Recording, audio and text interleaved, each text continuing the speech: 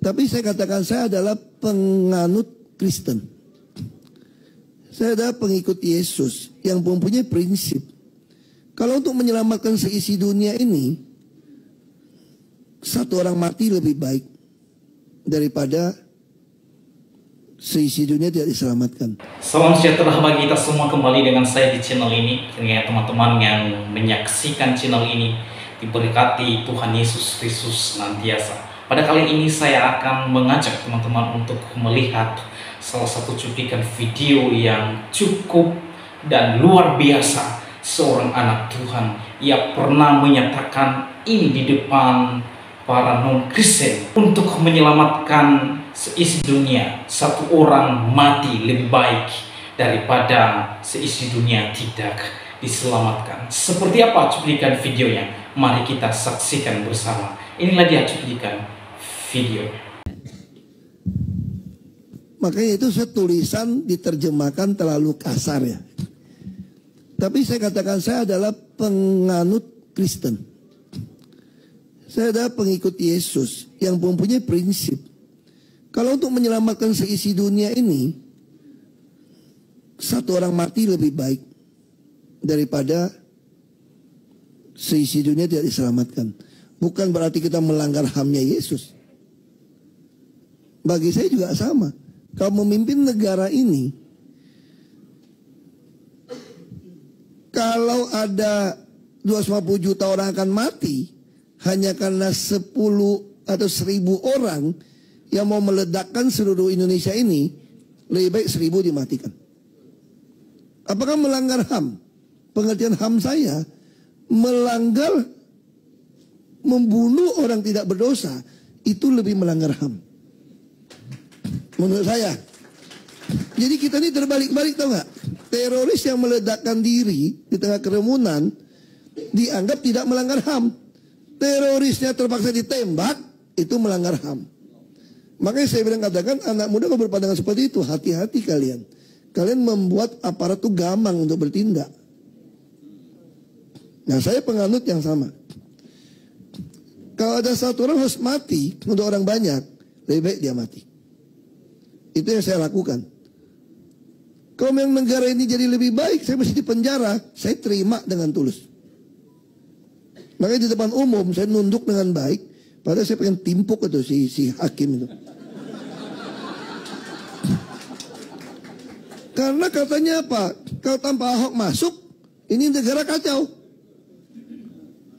Ini kan lucu gitu loh. Apakah kamu tidak mengatakan HAM saya dilanggar?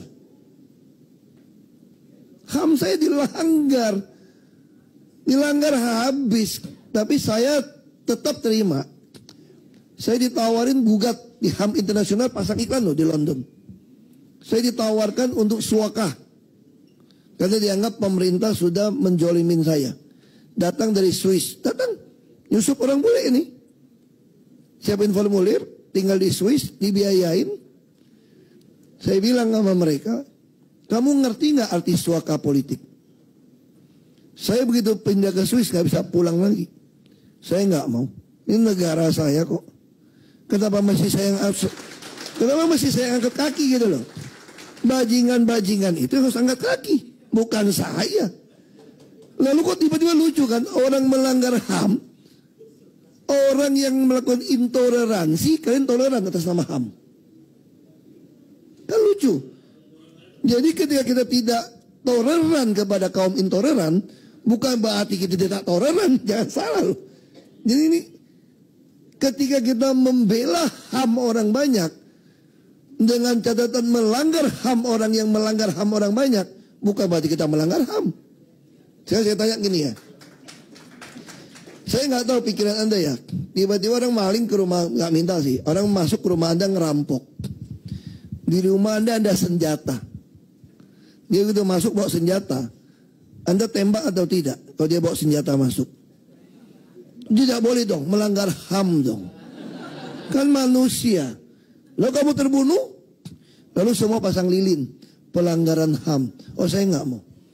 Saya tetap sama. Kalau kamu menyerang saya selama senjata di tangan saya, kamu mau nembak, saya akan usaha tembak duluan.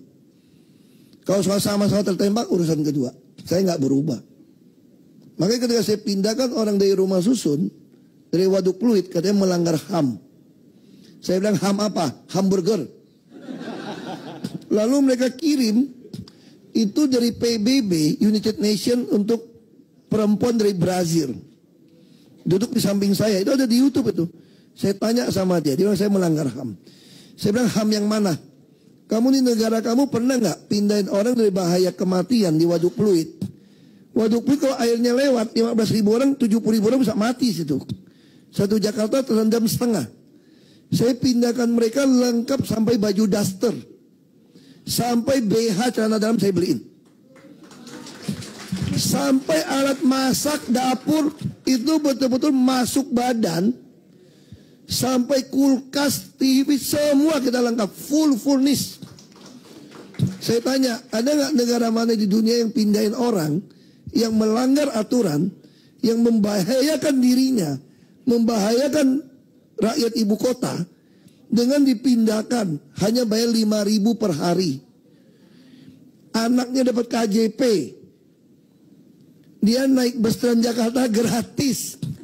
Tiap bulan boleh beli beras 7.000 sekilo premium. Satu anak boleh beli daging sapi 45.000 sekilo. Ayam seekor 8.000. Telur 8.000 sekilo. Saya tanya sama kamu, anak-anaknya dikasih bersekolah full AC. Anak-anak kasih bersekolah ini nggak bayar semua. Jadi kok melanggar HAM? Lalu kalau mati nggak melanggar HAM. Kita mau bikin tanggul, makanya Waduk Pluit saya beresin. Aku sikat, aku kirim 1.000 brimob. Wah, penganiayaan bawa aparat. Kamu sendiri bawa panah beracun, parang beracun, mau nyerang aparat. Itu melanggar HAM. Makanya saya bilang, sorry ya, saya suka bilang sama anak-anak muda, boleh kritik. Saya nggak anti kritik kok. Anda udah bukti, saya tempo kritik, kita kritik, berdebat kita. Saya bukan anti kritik orangnya. Tapi kalau mau kritik saya, lu kasih tahu saya solusi. Saya selalu katakan, kalau bodoh tuh nurut, kalau pintar ngajar. Jadi jangan jadi manusia, udah bodoh kagak mau nurut, pintar kagak mau ngajar, kurang ngajar gue bilang. Itu prinsip saya. Jadi saya nggak berubah. Kalau sini ada teroris masuk, saya pegang senjata, saya tembak duluan, depan umum, depan TV. Dia semua mati. Demikianlah cuplikan video yang baru saja kita saksikan bersama. Di dalam cuplikan video tersebut ada beberapa poin yang harusnya saya sampaikan di sini terkait dengan pernyataan Pak Ahok. Poin yang pertama, saudara, Pak Ahok menyatakan dirinya, identitas dirinya adalah seorang pengikut Yesus Kristus. Sekali lagi, Pak Ahok, ia menyatakan identitas dirinya di hadapan non-Kristen bahwa dia adalah seorang pengikut Yesus Kristus sejati. Dengan tegas ia menyatakan keyakinan imannya kepada Yesus Kristus, dan pernyataan ini dia ungkapkan di depan non-Kristen. Itulah sebabnya Yesus berkata di dalam Matius pasal 10 ayat 32-33, di sana dikatakan, setiap orang yang mengakui aku di depan manusia, aku juga mengakuinya di depan Bapakku yang di surga. Tetapi barang siapa menyangkal aku di depan manusia, aku juga menyangkalnya di depan Bapakku yang di surga. Di sini Pak Ahok, seorang yang menyatakan pengikut Yesus Kristus, mengakui di depan orang-orang yang belum mengenal Yesus Kristus, dengan kata lain non-Kristen. Dan ini adalah pernyataan yang benar, baik, dan patut kita teladani dimanapun saudara dan saya berada, di dalam pekerjaan, di dalam pelayanan, dan di dalam jabatan apapun itu. Anda harus menyatakan bahwa engkau adalah pengikut Yesus Kristus sejati. Tidak usah malu-malu. Sekali lagi, jangan pernah takut untuk menyatakan iman dan keyakinan Anda bahwa Anda adalah seorang pengikut Yesus Kristus. Karena Yesus menyatakan, barang siapa yang menyangkal aku di depan manusia, Bapa yang ada di surga menyangkal engkau juga. Setiap orang yang mengakui aku di hadapan manusia, aku juga mengakuinya di depan Bapakku yang ada di surga. Saudara, pernyataan ini sangat luar biasa yang diungkapkan oleh Pak Ahok di depan non-Kristen.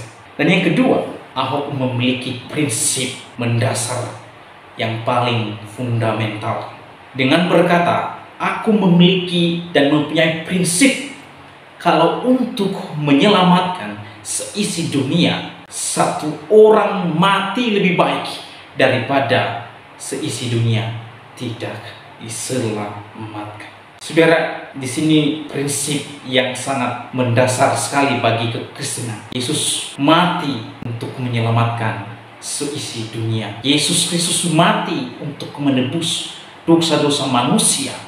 Yesus mati untuk mengadakan perdamaian antara Allah Bapa dengan manusia. Yesus mati supaya saudara dan saya yang seharusnya mati oleh karena dosa mendapatkan kehidupan yang kekal.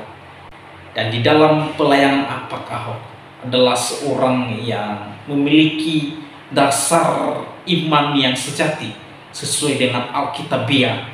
Ketika ia berada di tengah-tengah orang-orang yang belum mengenal Yesus Kristus, bahkan di dalam pelayanannya sebagai public figure di Indonesia ini. Dan yang ketiga, Ahok memiliki pendirian keputusan yang tidak berubah-ubah di dalam situasi dan kondisi apapun, tidak pernah dipengaruhi oleh siapapun. Inilah pemimpin yang baik, tidak bisa dipengaruhi oleh orang lain, bukan seperti wali kota Cilegon yang ikut menandatangani petisi penolakan gereja.